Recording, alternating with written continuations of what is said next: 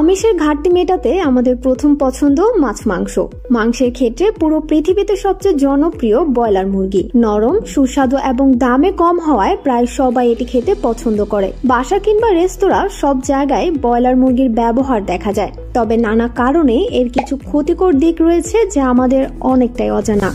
Ibn Cena diagnostic and consultation সেন্টারের পুষ্টিবিদ উম্মে সালমা এক প্রতিবেদনে ব্রয়লার মুরগির ক্ষতিকর দিক নিয়ে আলোচনা করেছিলেন।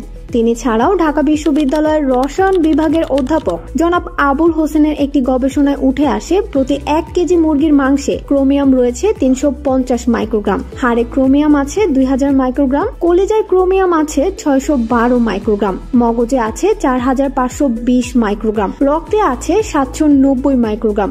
এটি সেই ক্রোমিয়াম যা আমাদের কিডনি ও লিভারকে অকেজো করে দেওয়ার জন্য যথেষ্ট।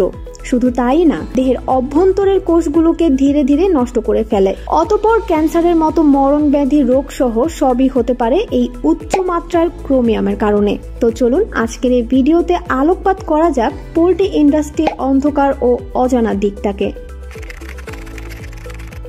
পোল্ট্রি ইন্ডাস্ট্রিতে যে খাবার খেয়ে মুরগিগুলো বড় হয় তা তৈরি হয় চামড়া শিল্পের বিষাক্ত ক্রোমিয়াম মিশ্রিত বর্জ্য দ্বারা। এটি সেই ক্রোমিয়াম যা কিনা আমাদের কিডনি ও লিভারকে অকেজো করে দেয় অনায়াসে।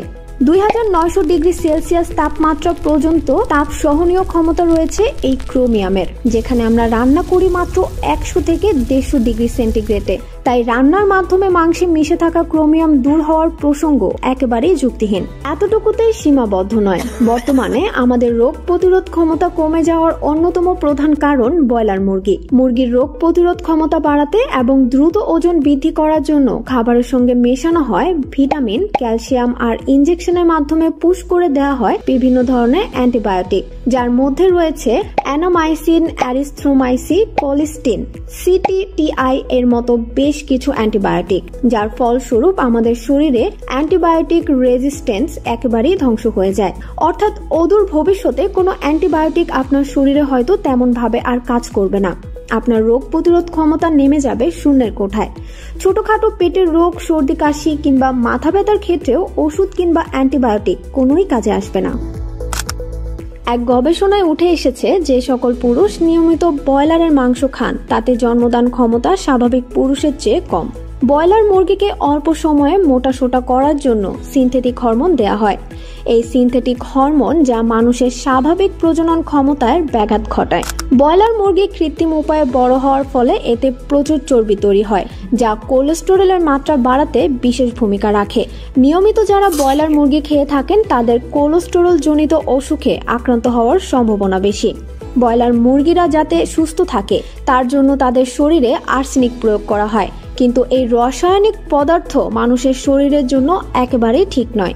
এর ফলে ডায়াবেটিক্স, নিউরোলজিক্যাল সমস্যা দেখা দিতে পারে। কি এসব শুনে ভয় পাচ্ছেন তো? এবার আপনাদেরকে এই পোল্ট্রি ইন্ডাস্ট্রির আরেকটু গভীরে নিয়ে যাই। এই মুরগিগুলোর যাত্রা শুরু হয় হ্যাচারি থেকে, যেখানে কৃত্রিম উপায়ে ডিম থেকে বাচ্চা উৎপাদন করা হয়। এরপর খাঁচার মতো দেখতে এই বাক্সবন্দি করে পাঠানো হয় অন্য কোনো ফ্যাক্টরিতে। এখানেই শুরু হয় তাদের প্রতি নিষ্ঠুর আচরণ। জন্মের ঠিক কয়েক ঘন্টা পরে পুরুষ বাচ্চাগুলোকে আলাদা করে তাদেরকে মেরে ফেলা হয়। হ্যাঁ, ঠিকই শুনেছেন, কেননা এই ইন্ডাস্ট্রিগুলোতে পুরুষ বাচ্চাগুলোর কোনো মূল্য নেই। কারণ তারা একে তো ডিম দেয় না, দ্বিতীয়ত তারা দ্রুত বড় হয় না। এতে খরচের পরিমাণ অনেক বেড়ে যায়, যার ফলে তাদের নির্দ্বিধায় মেরে ফেলা হয়। তারপর এগুলো দিয়ে তৈরি হয় অ্যানিম্যাল ফিড। প্রতি বছর কয়েক বিলিয়ন বাচ্চা এভাবেই মেরে ফেলা হয়। শুধু কি এটাই? অপরিপক্ক ও তুলনামূলক ছোট বাচ্চাগুলোকেও আলাদা করা হয়, কেননা ইন্ডাস্ট্রিতে তাদেরও কোনো মূল্য নেই। আর এই বাচ্চাগুলোকেও এমন নৃশংসভাবে মেরে ফেলা হয়। বেঁচে যাওয়া বাচ্চাগুলোকে ভ্যাকসিনেশন করা হয় রোগ থেকে দূরে রাখার জন্য। এরপর তাদের পরবর্তী গন্তব্য স্থল কোনো একটি মুরগির ফার্ম, তবে সেখানে পৌঁছানোর পর মারা যায় অনেক বাচ্চা। আর বেঁচে যাওয়া বাচ্চাগুলোর জন্য অপেক্ষা করে আরো ভয়ঙ্কর দৃশ্য। একটি সাধারণ দেশি মুরগির বাচ্চা থেকে পরিণত মুরগিতে রূপান্তরিত হতে যেখানে মাসের পর মাস সময় লেগে যায়, সেখানে মাত্র 4 থেকে 5 সপ্তাহের মধ্যেই একটি ব্রয়লার মুরগি 2 থেকে 3 কেজি ওজন পর্যন্ত পৌঁছে যায়। মুরগির বাচ্চাগুলোর ওজন যত দ্রুত বৃদ্ধি পায় তাদের শরীরের পেশিগুলো সেই অনুপাতে বৃদ্ধি পায় না, যার ফলে অনেক সময় তারা নিজের শরীরের ভার সইতে না পেরে প্যারালাইসিস হয়ে যায় কিংবা হার্ট অ্যাটাকে মারা যায়। আর অসুস্থ কিংবা অন্য কোনো সমস্যাজনিত মুরগিগুলোর স্থান পায় ডাস্টবিন কিংবা নর্দমায়। ওয়ার্ল্ড হেলথ অর্গানাইজেশন WHO এর একটি প্রতিবেদনে উঠে এসেছে বিষাক্ত এইসব চিকেন খাওয়ার ফলে শুধুমাত্র ইউকেতে প্রতি 10 জনের একজন মানুষ ক্যাম্পিলোব্যাক্টার নামক এক ধরনের ব্যাকটেরিয়ায় আক্রান্ত হয়, আর প্রতি বছর প্রায় 33 মিলিয়ন সুস্থ জীবন অসুস্থ করে তোলে।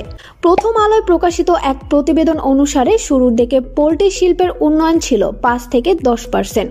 2007 থেকে 2017 এই 10 বছরের প্রবৃদ্ধি ছিল 15% বেশি। অর্থাৎ বোঝাই যাচ্ছে এই ইন্ডাস্ট্রি কত দ্রুত বাড়ছে, আর সাথে মানুষের মৃত্যুর ঝুঁকিও। চিকেন ইন্ডাস্ট্রির এই ভয়ঙ্কর চেহারা ও বর্বরতা কখনোই আমাদের কাছে প্রাধান্য পায় না। পাবেই বা কি করে বলুন? দ্রব্যমূল্যের ঊর্ধ্বগতি আর নিম্ন আয়ের জাতাকলে পিষ্ট হয়ে আমরা প্রতিনিয়ত হন্য হয়ে ছুটছি সস্তা ও সহজলভ্য পণ্যের দিকে। এসব চিকেনে কামড় দেওয়ার সময় 2 ফোঁটা বিষের উপস্থিতি আপনি হয়তো টের পাচ্ছেন না, কিন্তু খাদ্যস্বরূপ এসব বিষ পান করে নিজের জন্য মৃত্যু আপনি নিজেই ডেকে আনছেন অচিরেই।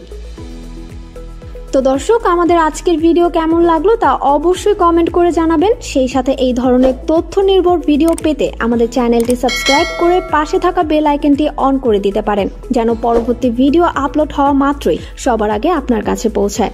পরবর্তী ভিডিও দেখার আমন্ত্রণ জানিয়ে আজকের মতো এখানেই শেষ করছি। ধন্যবাদ।